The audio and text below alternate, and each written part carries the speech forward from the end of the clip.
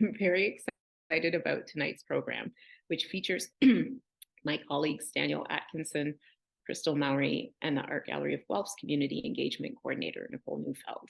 Three programmers who approach their respective practices in thoughtful, expansive, and dynamic ways that deeply benefit the art spaces that they work in and the communities that they are based in. Daniel Atkinson is an educator, public programmer, and publisher.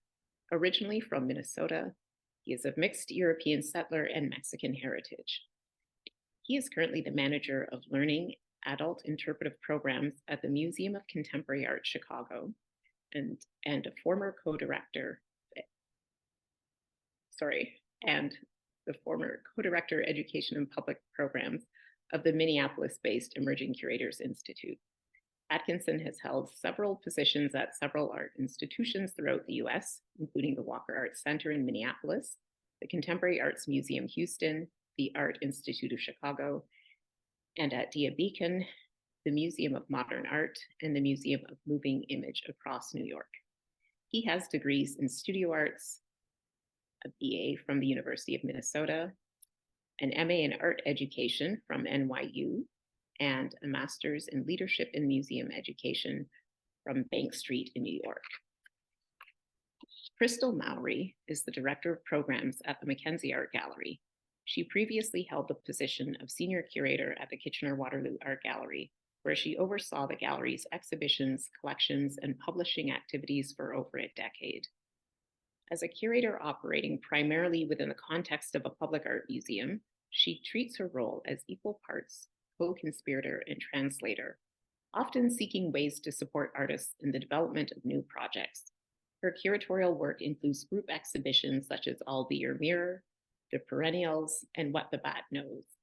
In 2013, she co-curated Romancing the Anthropocene, one of three projects commissioned for the City of Toronto's annual Louis Blanche event.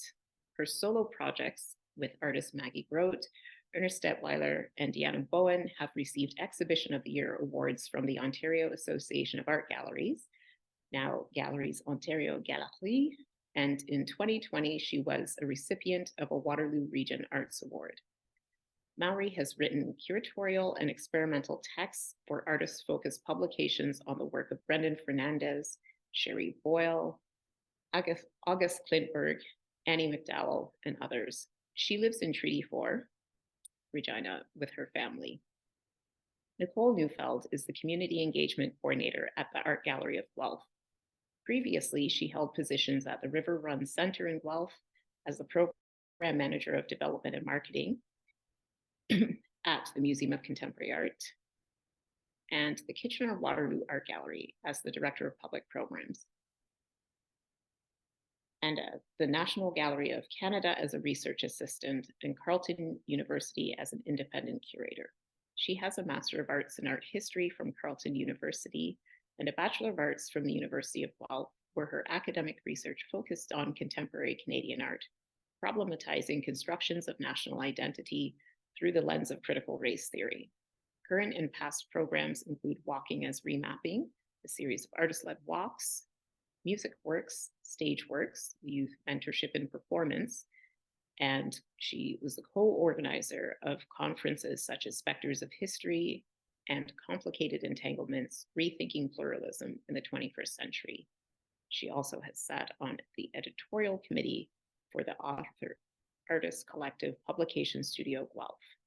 So Nicole, I'm going to turn things over to you. Thank you so much for those introductions, Sally. I really appreciate that. It is such a treat to be here virtually with Daniel and Crystal and all of those of you who are tuning in this evening. I'm really grateful to Sally for organizing this conversation between the two of them. I met Daniel very briefly, maybe about 6 months ago, upon introductions from Sally. Sally is such a keen connector of folks who work in the field, and was excited to connect me with someone who she had worked with in the past, but also had inspired her in the ways that that Daniel, you connect with community. So I'm looking forward to hearing more and delving into those conversations more with you this evening. Of course, Crystal and I have many moons ago, we worked together in Kitchener, Crystal as the curator and me in programming. So I have a bit more of an intimate sense of how Crystal envisions those relationships with artists and communities. But of course, that has since very much evolved and developed, I'm sure. So what I'd love to do is start by asking a question that really starts on the ground level. I'm wondering if you can share with us how you got into this field of programming, what informs your practice, your approach to working with public programs, and this opportunity to engage communities with contemporary art. And perhaps we can start with you, Daniel, if you don't mind. Yeah, happy to. So I want to say thank you to everyone who's here on this call. Thank you to Crystal and Nicole for being participants in this, and for Sally for always setting a wonderful table between people. I appreciate it. So I feel like I kind of,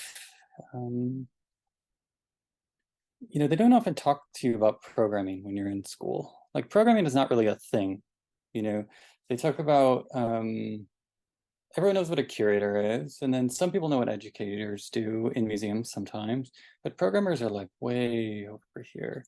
And I'm a programmer right now at the Museum of Contemporary Art, Chicago, and what I usually say to folks is that I'm museum agnostic. I don't know if I fully believe in them. I've been in them a long time. I go back and forth in my levels of belief, and that's been there from the beginning. So when I was at NYU, I had a professor who's an amazing source of mentorship. Her name's Marit Dewhurst, and she's written a couple of canonical books for art educators on social justice practice and art education. And she was the lead of a studio-based program for teens at the Museum of Modern Art. And I did not think, looking at museums from the outside, I didn't think that was a space I wanted to work within, especially not a place like MoMA, of all places. Like, it's like big behemoth evil thing. But I really cared about Marit. And so my thought was, if she's there, she's running that, there must be something there that I'm not seeing or don't know. And there was a opportunity that opened up for an apprentice educator. It's basically, for a year, you worked under different educators who had done museum work for a while. And I applied, and I got the job. And what I found there was a way to work with communities, and in that case, young people, that I wasn't afforded the opportunity to in public schools, which was largely where I'd come from pedagogically. They were having conversations that I would have gotten fired for having in those spaces. So at the time, I didn't understand that, there's formal and then there's this informal education spaces, and it flipped a switch for me that that's where I want to be, because those are the kinds of conversations I want to have with folks. So that's the start for me. I think there's another question in here, but I'm really curious to hear from you too, Crystal, what the start was for you. I made a note about faith and cults, Daniel, in part because, your mention about, belief in the institution is certainly, or the institution as an idea, is something that I think I grapple with on the daily. And I think a lot of us were grappling with even more intensity in 2020.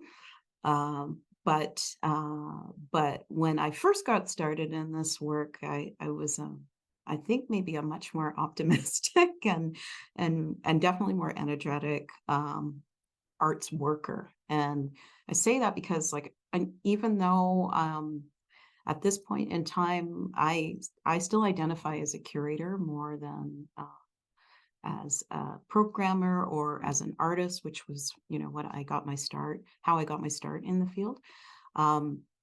Because I really believe in the notion of care that underlines that role and the etymology of that word. And when I first started working in this field, it was largely because I was an artist and I wanted to make art. And I found that I kept making in a way that required me to be present all the time in the exhibitions. And so became much more invested in what became a kind of stewardship of those objects and those installations and those efforts. And in that, I got to connect with public differently. And so it became really difficult over time for me to extract the notion of caring for a public from caring for an exhibition or caring for a collection.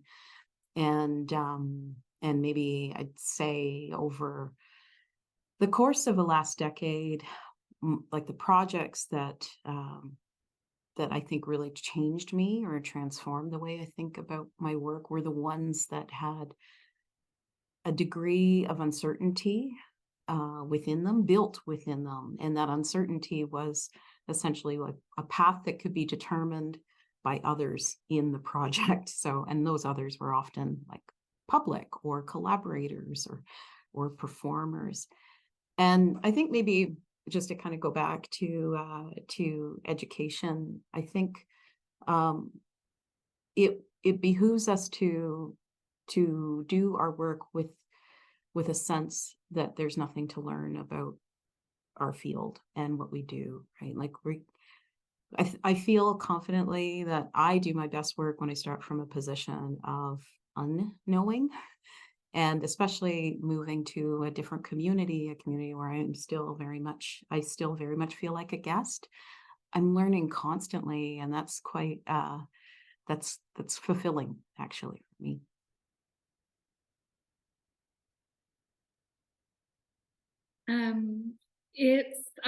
I would love to sort of tease this out a little bit more, asking you to think about, Crystal, you mentioned that the projects that have been most exciting are the ones where there is this intersection between the way that publics are coming in and connecting with the exhibition and the exhibition itself. Have you, and yet, so it's interesting to hear you talk about coming from this perspective of being a curator and a maker and artist first, and then moving into this realm of engaging with publics. Whereas conversely, Daniel, your background was in the public schools and as an educator, and then discovering the museum as, or this role in arts education as being a potential opening for the publics that you connect with. So I'm wondering, as your practice has developed, how has your thinking about publics, about community, about programming shifted over or expanded over this time? Do you have different expectations of how that connection with these publics and communities might evolve now than you did maybe when you started?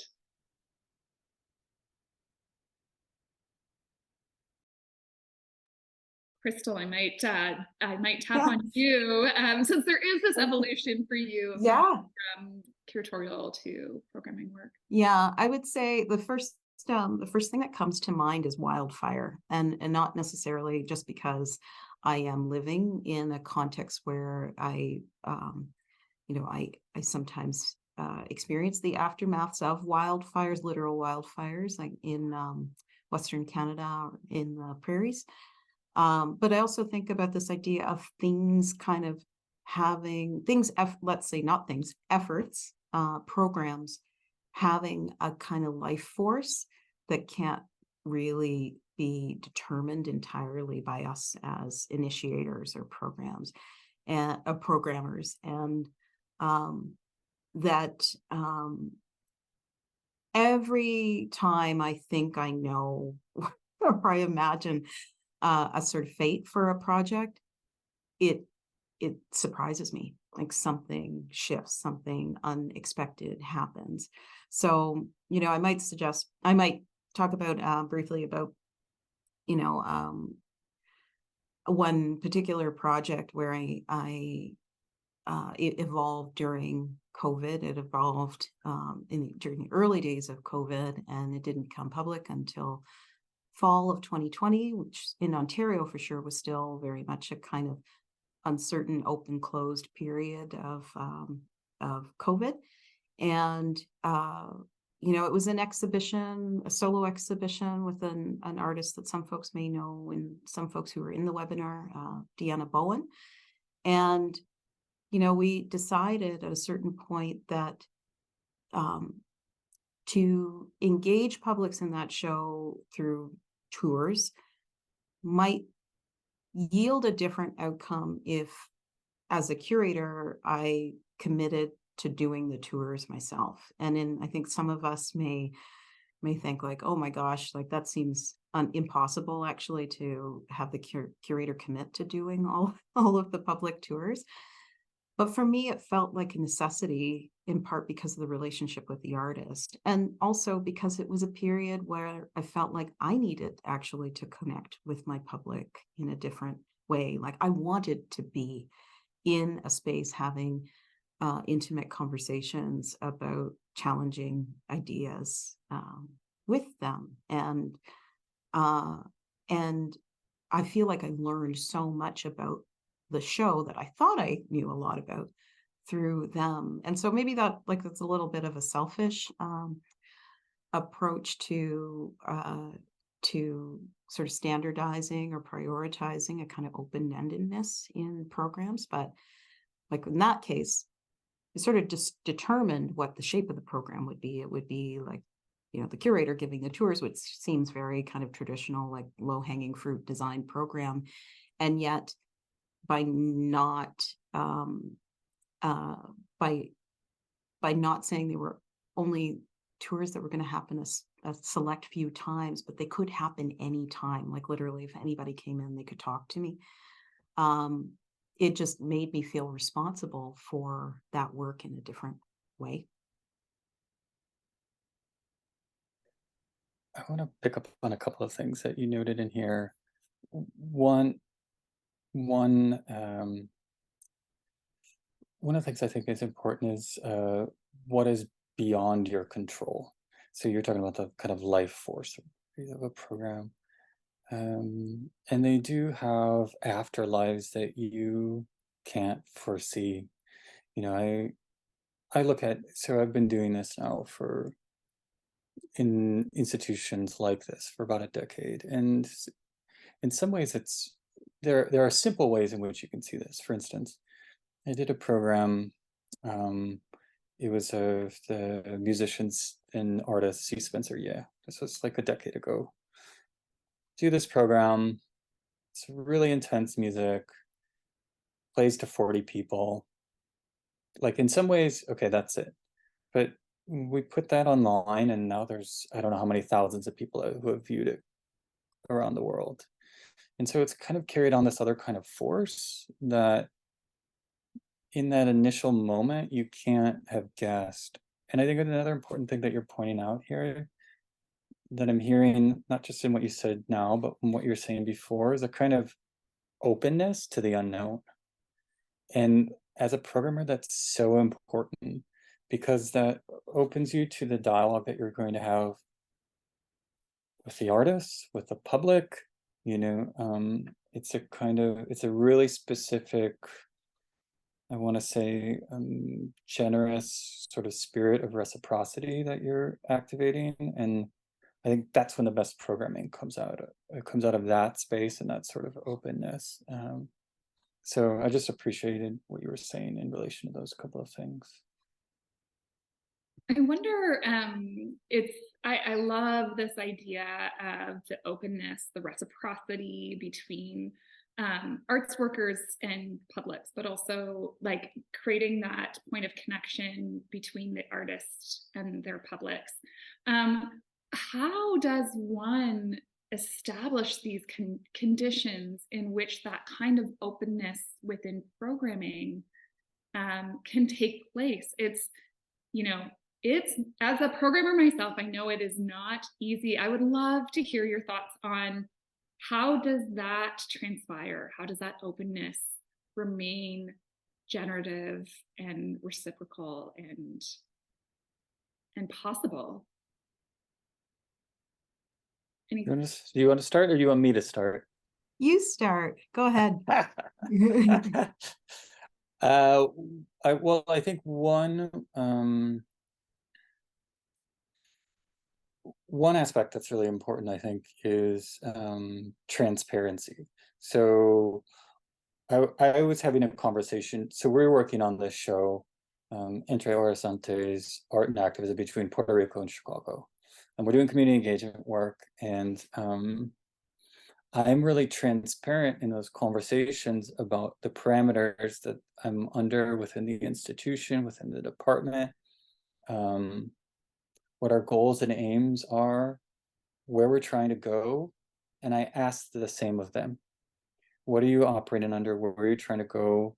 And because the goal for me is to figure out how we can move forward together in a way that is mutually beneficial. So one of the things I think is transparency, certainly. Oh, I love that idea of like mutualism in the work that we do. And I mean, I don't know, I can remember being a younger person in this field and not, at times not being confident that values were actually embodied in the people working in institutions, because, you know, the framing or the responsibilities were always framed as a kind of royal we expect this, we will deliver this kind of thing. And there's a certain kind of remove that you would experience from the individuals who are involved in the projects. And I can recognize why that's why there's why that can be a good idea at times.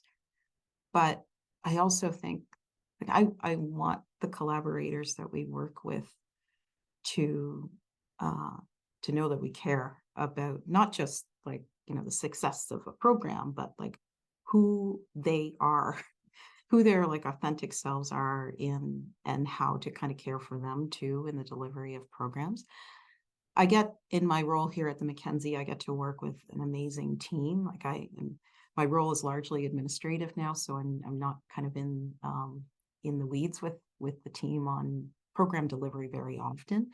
But I do get to talk to my colleagues and with great frequency around like what we hope to learn from what we're doing too. And I feel fortunate to work in an institution that takes values very, very seriously. But, you know, we also talk openly about where failures are productive, and not that we set out to make a mess of things with a program, but there are times when things can go sideways unintentionally, right? Like, I'm pretty sure we've all had those experiences. And, you know, if we are lucky, we also have the humility to have conversations with our collaborators about, you know, what we could have done differently, or what we, where, you know, we may have fallen short, and kind of, and own that when we know our own actions contribute to something not working out quite so well. But, you know, I also think it's wild how exhibitions, and, you know, in many institutions, we treat exhibitions as kind of the nervous system of the organization, or kind of like what its core value might be to its publics. And I know this may sound a little bit radical, but I would love for us to wholesale across the field rethink that a little, and figure out how to do our work a bit more laterally, and to remove silos where we can, and take some different kinds of risks together. Crystal, maybe I can ask you to delve into that a little more. That Mhm. sounds exciting. Can you dream? What are in your dreams does that look like when it's, I will say this, I'm going to back up on Yeah. this question a little bit. As a programmer, I often still see the exhibition as the backbone of the work that I do. And the kind of structure, I guess, around which I'm enveloping with various kinds of materials. Sure. and connections with community. Yeah. So to hear you as coming from that curatorial background say, maybe we need to shed that that structure of the exhibition. What would that look like? What would that look like? Oh, now I'm going to get into trouble. Why? Well, here's what I think. Or maybe it's the question of why. Why? Okay, I can start there. So the why I think that might be necessary is because there's a problem with time when we think about an exhibition's life, and by which I mean, it has a definite beginning and end, and we let that dictate a lot of what we learn from an exhibition. And part of me thinks if we were to reimagine the exhibition as not like just the physical manifestation of some research, but the time, a period when it kind of flashes and becomes visible to a public, but it's still like the life of it is still contained somewhere else within the organization, or it's still percolating, that might mean that we're accountable to those ideas in a different way, like that we can continue to have conversations across departments about not just the learning from an exhibition, but where other departments and other activities that dovetail with exhibition making stand to either prolong its life or reduce it. And sometimes I think about when I'm working with folks who are in program delivery, like more on the tour end of things. I learn so much from what they come back with, and sometimes it's a result of somebody coming to see a show that made them think of something else they experienced 10 years ago. And so you get this kind of wild experience of time within the institution through the moments that we make the research visible or palpable to our publics. So I guess when I'm thinking about flattening things a little bit within the organization, I'm thinking about ways to sort of stretch the duration of the work that we do. Think about some of that too, with what you're saying. It's just there's a kind of, my mind goes somewhat pragmatic here too. So I'll take the MCA as the for instance here. So right now at the MCA, we have one major exhibition, very large exhibition, a couple mid-sized exhibitions, and then 2 or 3 smaller exhibitions. And just pragmatically, like the number of voices we can have in this space, given that many of them are solar shows, is quite limited. And when we're talking about this broader notion of contemporary art and the variety of practices and all of this, when we overemphasize the exhibitions, we are kind of limiting ourselves in this way, I think. So there is that part of it. And I think part of, I look at some of my work as a programmer. So there's interpretive programs, which are programs which are really focused on the exhibitions or performance, what have you, kind of explicating, supporting. But there's a whole lot of independent programs that, for me, are a part of achieving a kind of greater, I want to say, polyvocality within the institution, and a different kind of chorus than is just happening in the walls. All that said, we do have very, very, very good exhibitions-based curators here, and it's not even about that. It's just about the pragmatics of all of it. So those are a couple of things I'm thinking here. I'm thinking, Daniel, specifically about this example that you gave about the exhibition that is looking at the intersection of activism and art, and sort of working with the Puerto Rican community. How does that, I mean, it sounded in your initial description, and maybe you can share a little bit more about that specific program, but that was related to that exhibition that was at the relationship started there. And yet I'm curious to hear you talk about what kind of a time lapse that relationship had with that community. What did that sort of stretch and pull the time frame in which you were connected?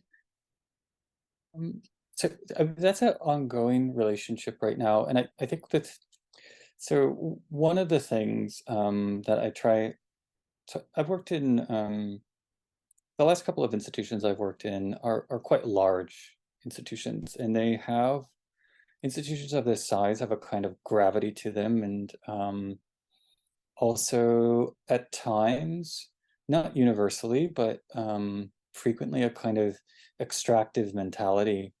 So exhibition comes up, okay, we need to find this community, on to the next, on to the next, on to the next, on to the next. And it is,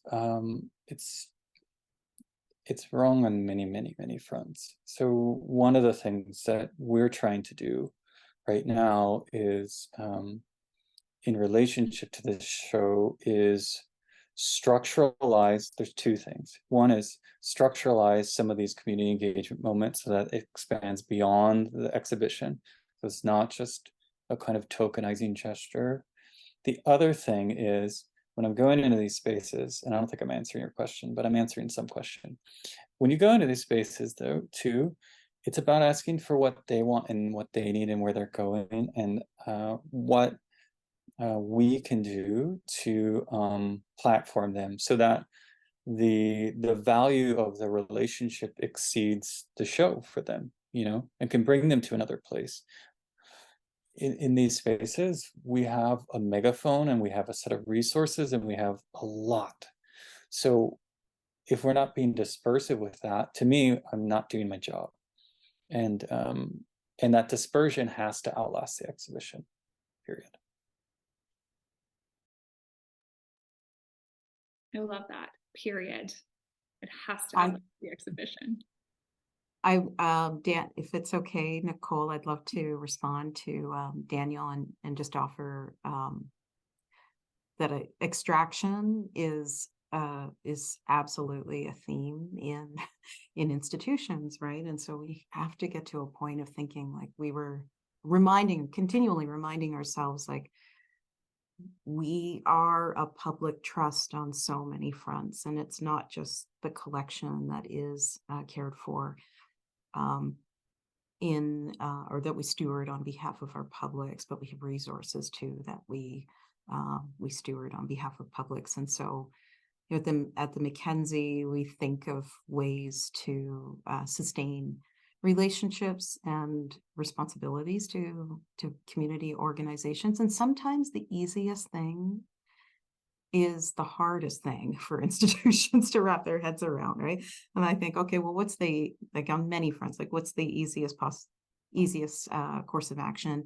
You want to work with an organization who is financially, in terms of financial resources, mismatched with who you are. Well, you do what you can to kind of even the ground, right? Like you want all boats to rise, in a sense, in your community. And so there are points in time when I think, well, the easiest thing is to make sure that our collaborators have the resources they need to deliver their programs. And then that means, you know, we may get creative about how we budget for programs, but I also think, like, there's nothing that prohibits us from setting budgets with dreams in mind, right? And to be able to say, well, they don't necessarily have to be our dreams, they could be our collaborators' dreams. So, like, we worked with an organization in our community called Buffalo People's Art Institute, and it is the brainchild of this amazing force of a woman in our community, Jolie Big Eagle. And she puts so much into what she gives her community. You know, it's not a paid position. This is her, you know, her baby in a sense, this project. And so to partner, it's like, well, no, that energy, that community, cultural knowledge and insight, all that she brings to the table, like that, we could never match that in terms of what we have in financial resources. So the least we can do is figure out like where we can continue to make sure that is that's in our community and that's doing that work in the community. So, you know, we would work with her and say, well, who do you want to be here? What's your dream in terms of a program? And inevitably there is an overlap between our dreams and her dreams. But, you know, the priority is not necessarily to make the institution's dreams come true, but to make communities' dreams come true wherever we can. Daniel, I see that you are also very excited about these ideas. Do you have a similar kind of experience, or can you share a story about that same kind of relationship that Crystal mentioned with the Buffalo People's Art Institute, like where it's about being in a position to realize what is needed within the community, or what someone else's dreams or some other community of dreaming might be? Yeah, I mean, I think that's the heart of the work, and is figuring out that Venn diagram of overlap, you know. And so, as a for instance, we started a collaboration with this organization called Deem, and Deem is a design journal, primarily a design journal. And Deem's focus is on basically what Deem talks about is they want to remove design from this kind of purely aesthetic exercise and focus on design as a social practice. That's what they talk about. And they were in a space coming last year where they were looking to, they needed a platform. They needed a platform to be able to say the things that they needed to say, and an infrastructure to be able to do that. So when they contacted us, eventually we ended up having their first symposium, and it was a lot of speakers, you know, Amanda Williams, like major folks, and part of that is there's a kind of trust, you know, like when I started talking to them, I just trusted them, like their vision for this and where it would carry them. And I think it put them in a place now. I mean, they were having conversations afterwards, some of the architects and designers, like that the Deem Symposium would be something that you would have to do professionally to say that you made it, which is like fabulous. Like that's wonderful. Like, and yeah, so I think that was a for instance, but that's always the work. It's like you're trying to find that inner space, you know, and trying to find that way to platform them, whoever you're working with, so it's meeting their objectives, you know, and their goals and their futures and their dreams. It's making me think a lot about this question of, I mean, we all work at institutions of various sizes, but we work in the institutional realm, and with so much rich programming happening in the community, with this incredible depth and this ability to engage individuals in meaning making. Sometimes, I don't know about you, but I sometimes wonder, you know, do we need institutions? this is happening in our communities, and what is our role? I did a little bit of research in preparing for this conversation, and Crystal, I happened upon a conversation, a radio interview that you did with Shalaka Jadav. It was posted online from December 2020, and in the interview, you asked this very question, and it really resonated with me because that was a long time ago. I'm not sure if you remember, but do we need the institution? And it was within the context of being excited about working with kind of this next generation of people, artists, makers, creatives, programmers, all out there trying to do things, generate offerings, and also, but not operating with this assumption that an institution is necessary to do the work. It's kind of unlike perhaps previous times, generations past, decades past, where to make it, one needed the institution to be there, to make it to be established as an artist or a creator. But there are many folks that you just gave examples of who are doing this work without the institution. So I kind of want to pose this question to you both. Do we need the institution to do this work, or how do we, from within the institution, make meaningful contributions in the field within our communities, recognizing that we're not sort of operating with within this hierarchical landscape anymore, where this work is still happening out there? Can I maybe I'll offer something really briefly. I do remember that interview, and actually it's lovely because I've had a chance to spend time with Shalaka since that interview and other instances. And I'd like to think that some of these ideas, the ideas in our conversation, have had some traction in subsequent conversations. But I mean, when I think about the role of institutions now, or maybe those of us who are working in institutions, I kind of do my work with the goal of making myself redundant, or making this kind of role redundant at some point, which I mean, or me redundant maybe within the institution. I want people to believe that they can do a lot of the things that may otherwise seem only possible with the institutional infrastructure. So, like, when I think about my responsibility within an institution, in this kind of role, it's shaped largely by this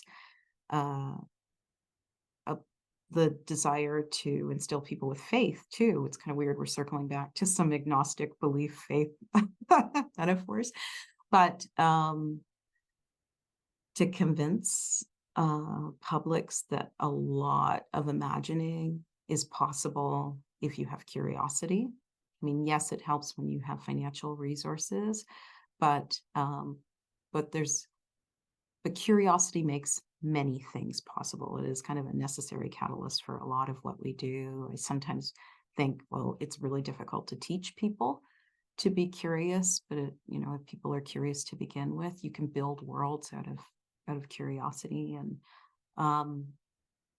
what I love about working within institutions is being able to see my successors coming, right? To be working with youth, to work, or not necessarily just youth, but people in the public who, you're there for this kind of germane moment in which they see possibility, through a program that you may have had a hand in, or through an opportunity, a chance, a risk that you may have taken together.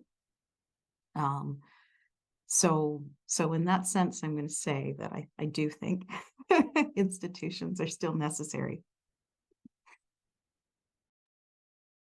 Daniel, you started out by sort of questioning in your initial connection with MoMA, with these large behemoth institutions, what it might do within your world, and here you are still working within this world. I don't know if you have any thoughts about in response to what Crystal said, or Yeah, there's a there are a number of points in there that I think were very interesting about curiosity and mentorship, and we could pull on either of those threads, but just to stick with institutions for a second, I think it's a over time, I think there's kind of degrees of institutionality, is what I want to say. They're not all the same. They're not all monoliths. And I think you can be, I've come to the point where I'm interested in both being within them and being outside of them. So I do a lot of work outside. I mean, I teach in multiple spaces. I'm working on a lot of other projects on the side, all over the map. But institutions too, like they're just, I mean, each one of these is just a kind of instrument, and it just depends on how you play it. And I think over time, you gain a greater facility with that instrument, and you can become more expansive and improvisational and creative, and find, to go back to the bio for Crystal, find ways to be a co-conspirator within these spaces, and mediate them in another kind of way. So, I just don't think, I think it's kind of spectral. It's not a either or question for me. And can I invite you to pull on those threads of fostering curiosity and mentorship and working to ignite that little glimmer, the pilot light, as it were, of that wildfire, perhaps? Yeah, I said this to Crystal before, but I heard recently from an artist. She was talking about folks who are starting in whatever field it is, and there's a kind of pressure that folks put on themselves. I've got to find my passion. I've got to find my true calling. And she basically said in so many words that curiosity is enough. Like, it's enough to just be curious, because you don't know. The thing about curiosity, the longer you're in the field, the more it pays off. So you go down a rabbit hole and you're like, okay, I'm really interested. I mentioned this before to Crystal, but really interested in this poet, Lily Long Soldier. A few years ago, read that book of poetry, whereas totally earth-shattering bit of poetry. It's like, this person needs to be in a program at some point with me, at some point. 6-7 years later, we have a Dwayne Linklater show. Come to find out that the cover of Dwayne's book of poetry is the cover of Laylee's book of poetry is a Dwayne Linklater work. And it didn't occur to me until that moment I had Dwayne, and I was like, and then it just, and that's just curiosity, and it happens all the time. You plant these seeds, like, just be okay with, like, you don't know when the seeds are going to germinate and grow into something. Some seeds grow the next season, some seeds years away, and like, I think it's okay to be okay with that. So yeah, that's my curiosity deal.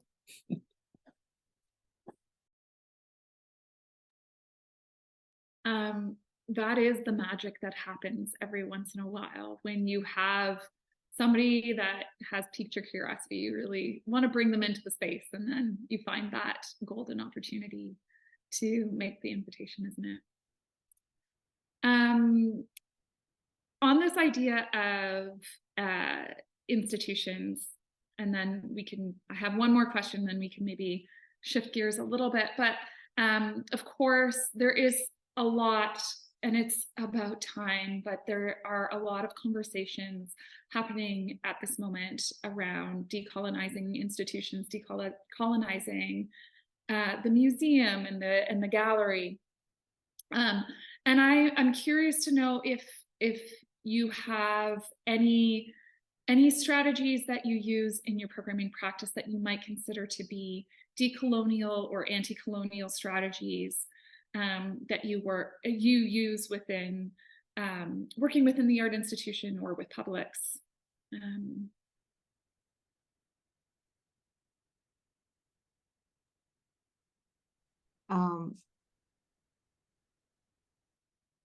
I think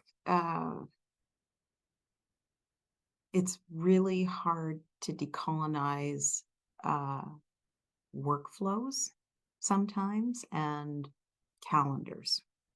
And I think like there's so much that's possible in other ways that we work, so long as, you know, the people are doing the work with a good heart and are who are moving collectively towards the same goal. But when it comes to actually saying, say, for example, like this project can't happen on the timeline that everyone thinks it's going to happen, because to do so would be extractive, or to do so could potentially cause harm in communities where we are trying to build trust.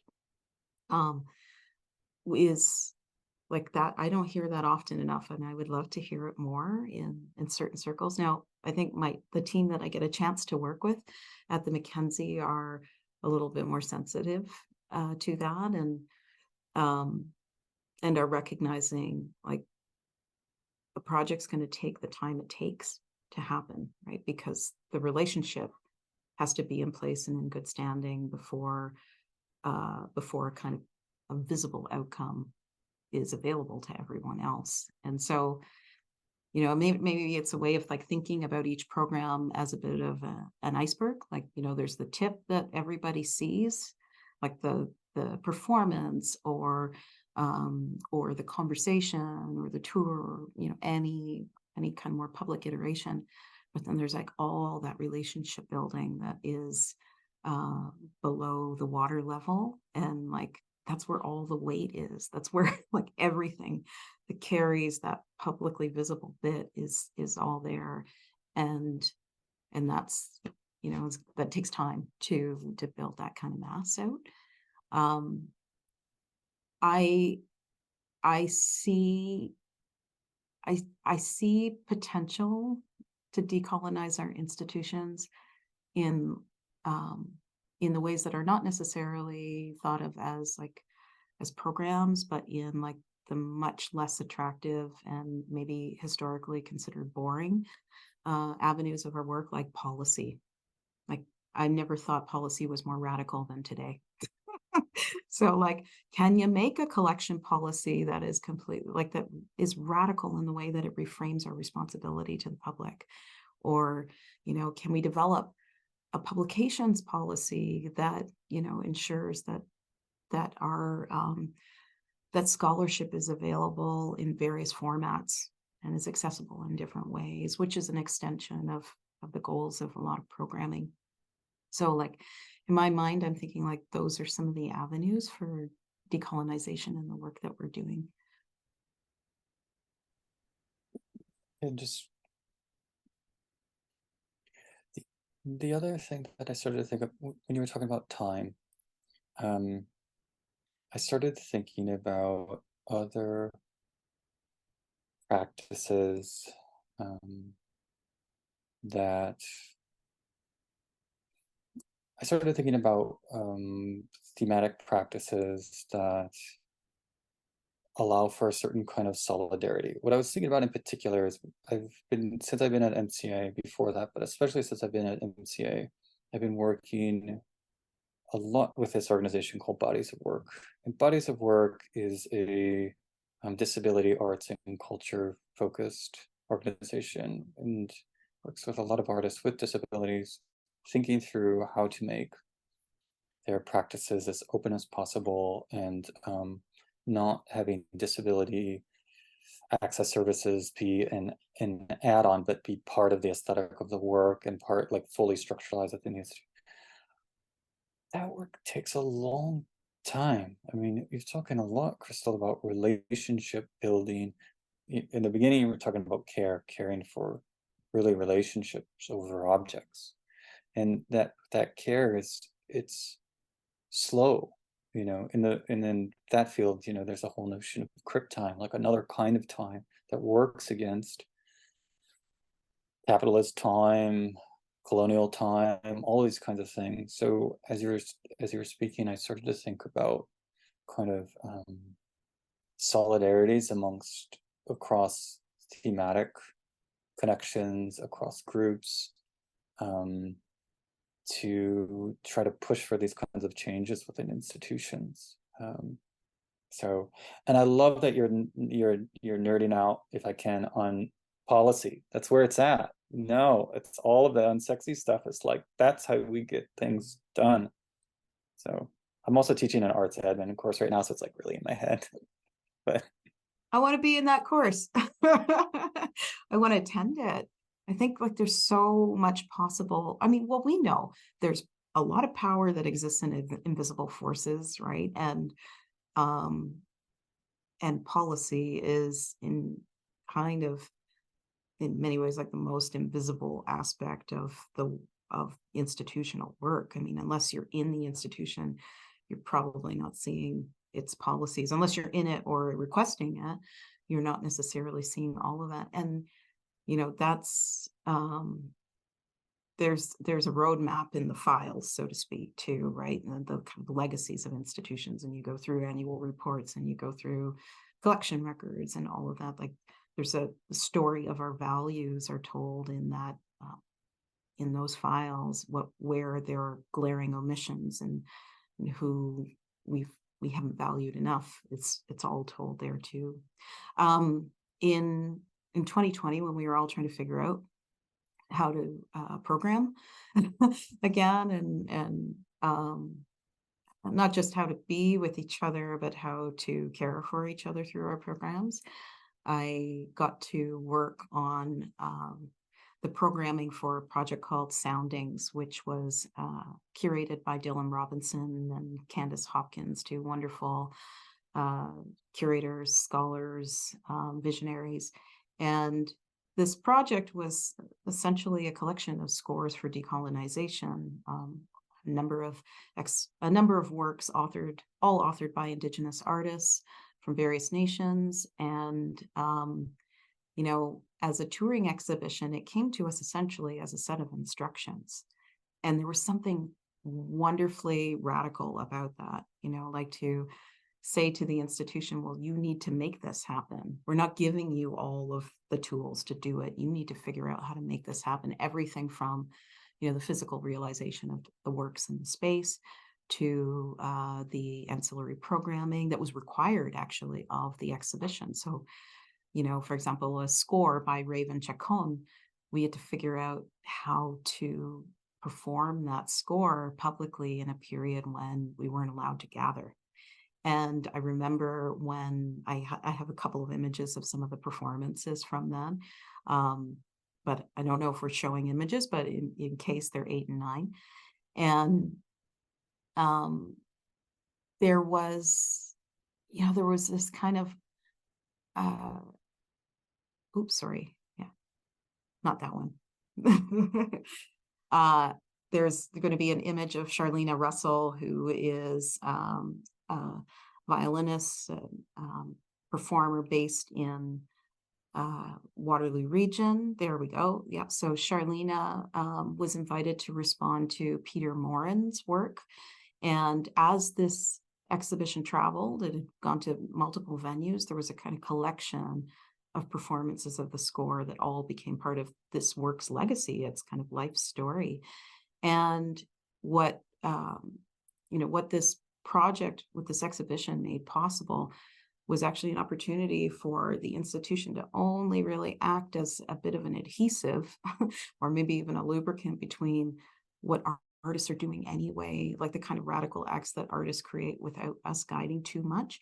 So, Charlena is in conversation with Peter and then kind of creates this score in collaboration, or performs a score established by Peter. And that work becomes a gift, right? And then every performance of another score in the work becomes a kind of gift to the idea of decolonization. And you know, it's really difficult to kind of create a record of what all of that feels in that particular moment, given what the world was. And I remember when we did this performance with Charlene, it was the first time we had people gathering in the gallery for months, the public gathering in the gallery. And it was only a small group we could have at the time, like maybe 14 people. And they were crying. They were so affected by hearing live music for the first time in months. And I remember people coming up to me afterwards and saying, you know, thank you. I didn't realize how much I missed being present with artists, like being in that space while they're making or while they're performing. And, you know, I think that was like the kind of miraculous, like, kind of come to faith moment in a way for me. That was like, wow, there's so much power in what we can make possible without people really seeing our hand in it, in a sense.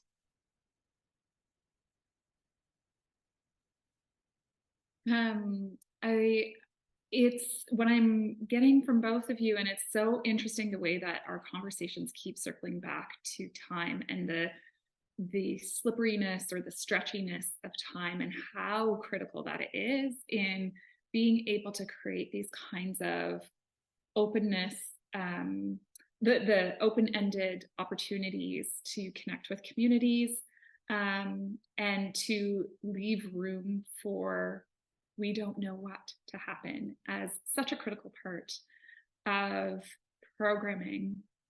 It feels very fitting that on that at this moment we're thinking about performance, because it is so time sensitive, or it's of a moment, it's ephemeral.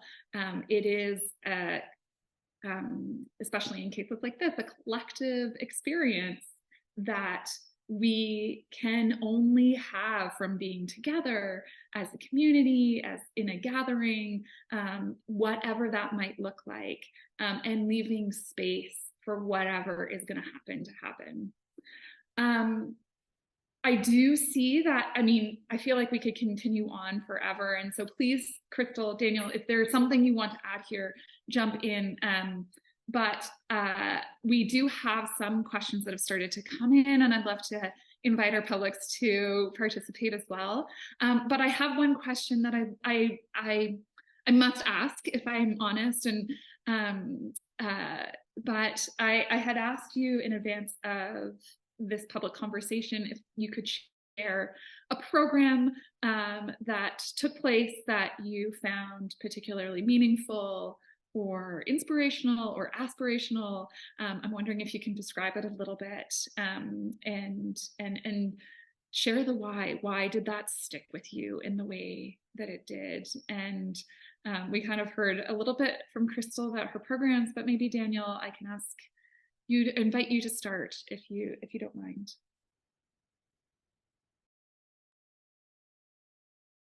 Yeah, I mean, I spoke a bit before about theme, and you know, that for me remains a kind of high watermark for programming. And it's really difficult to articulate all of the whys of that.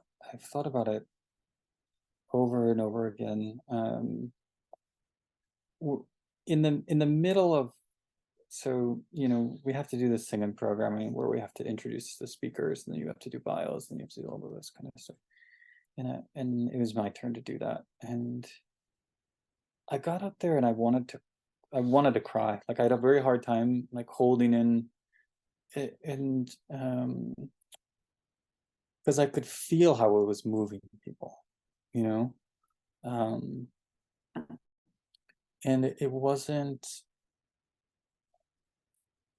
there's a part of it that was experiential, you know, in a way that was deeply felt and embodied, and it came through knowing that both those organizations were going to be in a different place at the end of it. That's what it was, you know. And when folks reference want to talk about a great program, they talk about that program here. That's what they talk about. And it's the same for them, you know. And it was the spirit, to go back to some of the other language, of a kind of mutualism, you know, of a kind of co-building together. And in that program, you know, they selected most of the folks, you know, and there were folks that they had relationships with, but you know, we focused on Chicago folks because that's, you know, we're in Chicago. That was really important to us. It's always contextually, that's always important wherever I've been. You know, I mean, I was in New York for a while, but I've often not been in the center. And, you know, that bringing folks regionally to those conversations has always been really important. So that, you know, that particular program, I think about quite a lot, actually. There's a stickiness there to those experiences that will forever stay with us, isn't there? Crystal, is there a program that you would like to share? Well, I think the programming in tandem with Soundings was really was really that for me. And as I described before, like the time, that the shared time, the collective sense of time that we were all like living in the moment was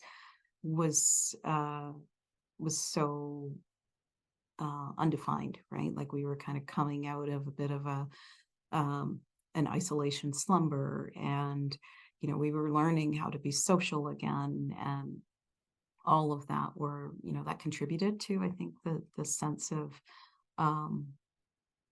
the solve that it was, or the balm that it was, to kind of have a reason to be together and experiencing something unfold, and or be in largely shaped in the moment with us there to witness it. So, you know, Charlena's performance in tandem with Soundings was like that. And then we had a subsequent day where we gathered outside, and we had Raven Chacon's American Ledger score that was installed on the facade of the building, and Long Branch, which was a Toronto-based band, came out and they created an interpretation of the score. And it included fire, it included coins, it included chopped wood. And then we have Alicia Brilla's performance of Tanya Willard's score there too, where in that instance, I'd have to say, like, that was magical, because Alicia, well, she's a force, but she brought her father and her father was performing with her.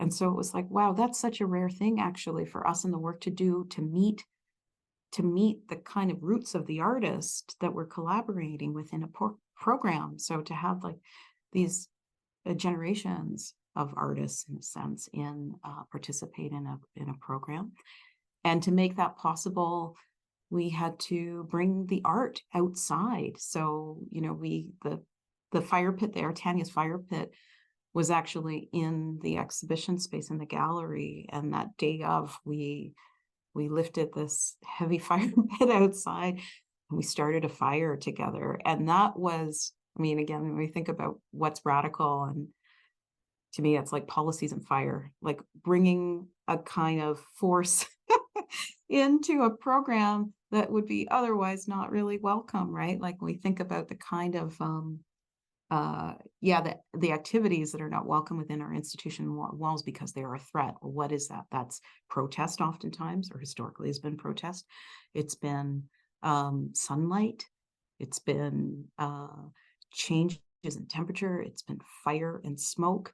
Well, we use smoke in the form of smudging to heal our spaces too. So the fact that I know at the MacKenzie, like that, there's no questions around, you know, smudging in our space. That is a given, because we have to think of our space as a space where healing can occur too. So to change the constitution of those spaces is kind of built into our program ethos.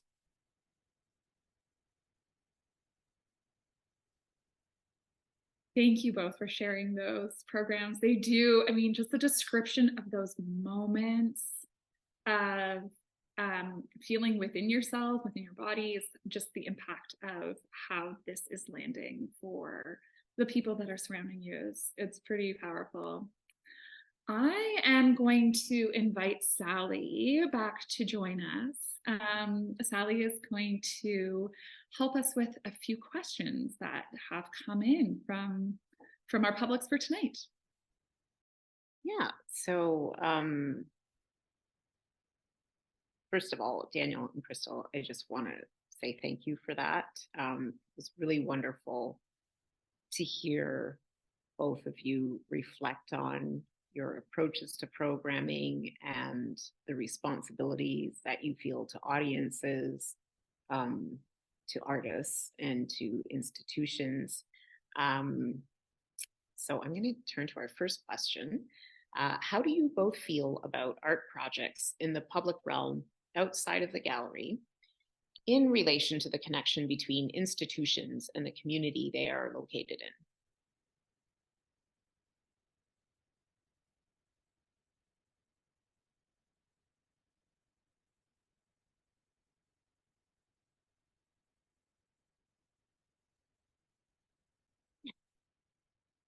Daniel, did you want to jump in, or?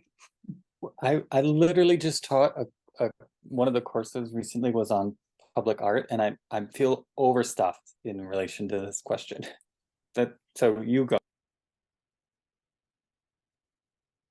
I think we place a lot of emphasis on public art to do that heavy lifting of like speaking to and with community, you know, and maybe museums might think, okay, well, or historically maybe have thought like, well, there's certain types of work, certain types of connecting that can only be possible through public art. And so we kind of leave it to you know, that vein of activity to speak on behalf of community in a sense, just and in a very kind of collective, public kind of commons type space, right?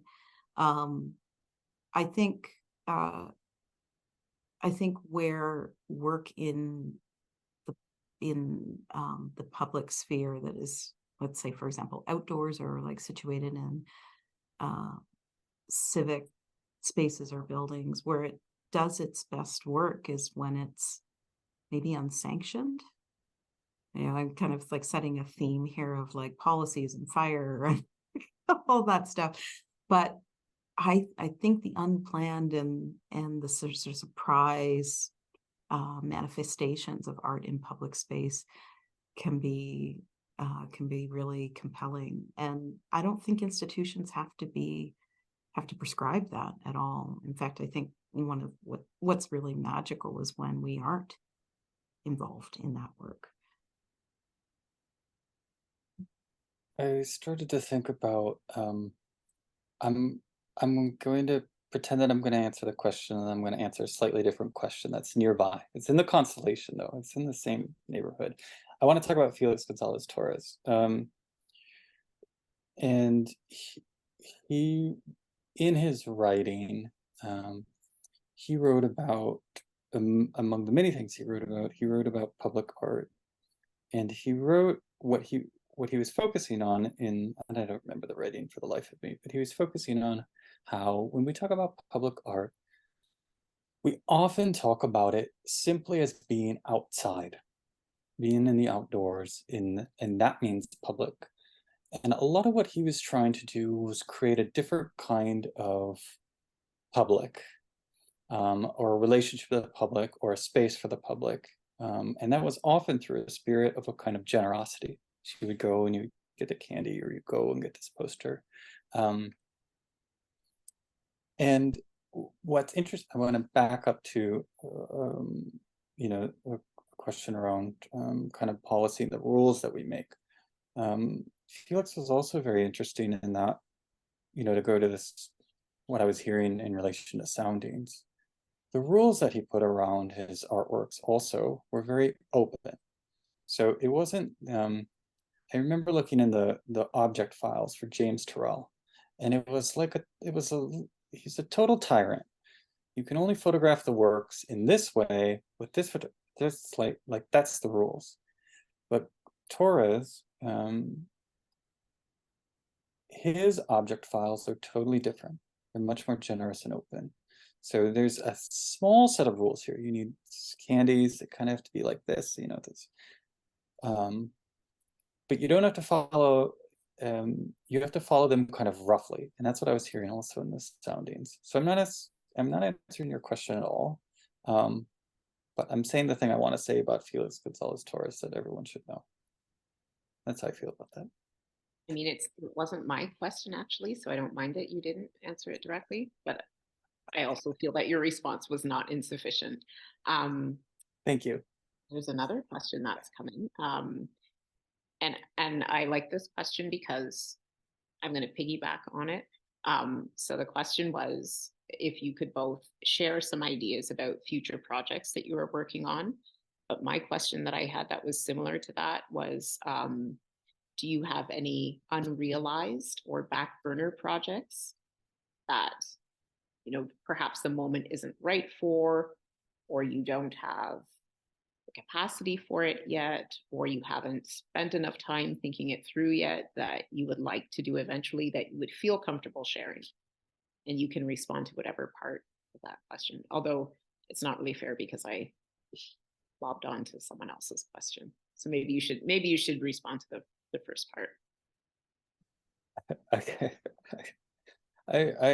There's way too many projects that'll never be completed. You know, lifetime is not enough. I'll talk about two of them. So I'm in Chicago now, and Chicago house music was founded in Chicago, and for me, there's you know, the site where I am and the place I am and the histories of that place are really important to me. Sometime after I turned 30, my relationship to my body really changed, and I needed a way to become more embodied, and that was through dancing, kind of like physically full on. And so house music is really important to me. So I've wanted to do a project for a long time that would involve conversations, discussions, and then embodiment in that as a form. And I want to do it here because it's the birthplace of it. And we have a lot of the sites that are really important to it. The warehouse, which is, you know, part of how house music gets its name, is here. And I look at it as a potential gesture to, you know, create that. It was just registered as a kind of historic space. But to get that, you know, to bring that place into another space, whether it's as a museum or cultural center or something else, you know. And so it's a vision that I don't know what's possible within it or not, but feels really in keeping with what I want to accomplish and what I think is important for the city. Yeah, so that's one.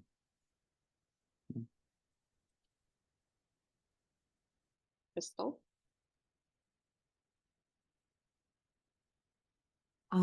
Sometimes I think there's a project that I want to do that needs to be an exhibition, but then, you know, time passes and it becomes like, oh, well, that should actually be a book instead, or that should be a public program. So I hesitate to prescribe what the kind of shape of the ultimate outcome will be. But I've been really interested in what I learned through being a parent and the kind of the act of getting older, by watching somebody else get older in a sense. And maybe this is piggybacking Daniel's thinking about like dancing to kind of to remind your body it knows how to do certain things again. And in being a parent and spending a lot of time with a person who's kind of discovering a lot of the discovering what the world can be and what it holds, and the strangeness of it all has been, I think, maybe set me on a path of thinking about how to do my work weirder in a weird seems like a strange thing to say, but like being with young people has made it possible to be weirder or to speculate more maybe. And so like on the daily, I've been thinking about like how do I learn through my son and my relationship with my son. And one thing that's kind of critical to the time that we spend together is reading out loud, even though he's probably a little bit older, too old to really enjoy that fully. It's become a way for us to kind of annotate a text together. And so there's something in that I want to explore in a program somehow. I want to think through what it might mean to do live citations, live intergenerational citations. What could that look like? Like, would that even be interesting to anyone other than me? I don't know. I don't know. But that's something that I'm kind of thinking about a bit lately. I have one last question, and it might be a bit redundant because you both have touched on it somewhat. In both of your responses, you've laid out how you approach your work, as a facilitator. In many ways, you're facilitators. You're working in service and in collaboration with other parties, and you're thinking about, how do I serve this audience? What makes the most sense for this project? Who does it make the most sense to reach out to or engage with? But I'm wondering, what is it and again, you've already touched on this somewhat, like what are the things that sustain you both? Because we started out the conversation in some ways, not necessarily with having this bleakness, but perhaps a bit of skepticism towards institutions, towards the field. What are the things that, when perhaps you're in those spaces of doubt, or you encounter things that might lead you to question? I think we all have them. Question the work that we're doing, the effects that it's having. What are the things that sustain you?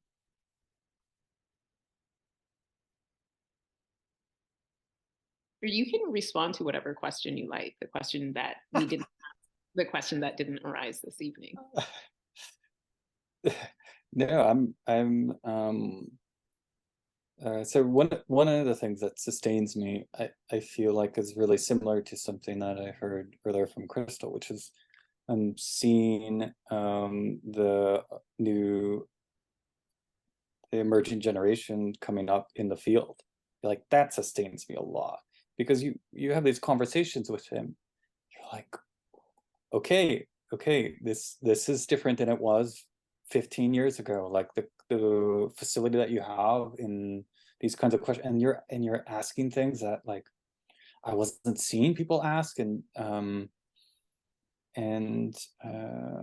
yeah, I have a lot of, if we go back to faith, I have a lot of faith in this group, and yeah, I do. I really, really, really do. So that sustains me. And, I think it's also the ideas and the possibilities sustain me through the dialogues, in this thing, dialogue. And I still get excited about ideas, and I still get excited about ideas in conversation in dialogue with others, and the unforeseen of that. Yeah. So those are a few of the things that keep me going. It's not always easy though. This is that. But there are buoys. There are plenty of buoys. Yeah. That's good. Crystal? I want to say I call my mom. So that makes things, that kind of sustains me, but especially being like of what at times feels quite far from home. I'm not from Treaty 4 where I'm working.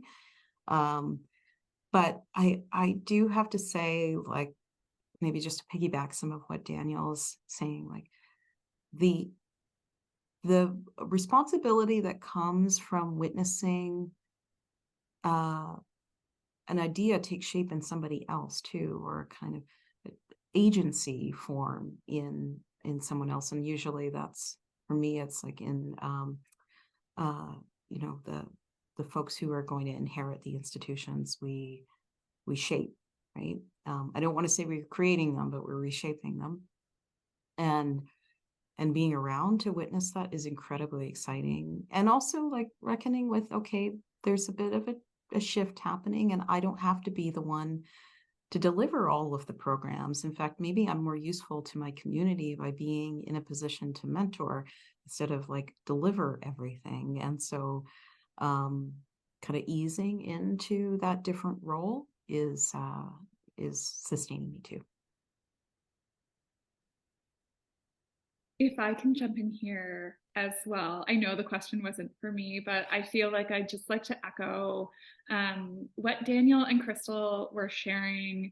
One of the great privileges we have here in Guelph is that the gallery is very connected to the university. And so we work a lot with students. They are very much part of our team. They're sort of doing a lot of the delivery and ideation around what needs to happen and how ways that we can connect with our community.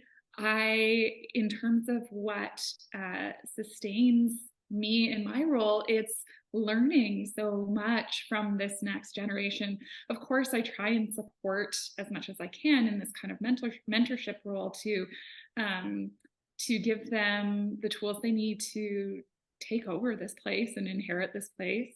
But I have learned so much from these younger folks, perhaps a little bit like you, Crystal, with, you know, keeping it weird with programs with your son and thinking about that intergenerational, or Daniel, the sort of harkening back to like a youthful house music, re-embodying dance is part of a program. I think there is something really incredible about inviting in this next generation of voices and listening to all these ideas that they're sharing with us.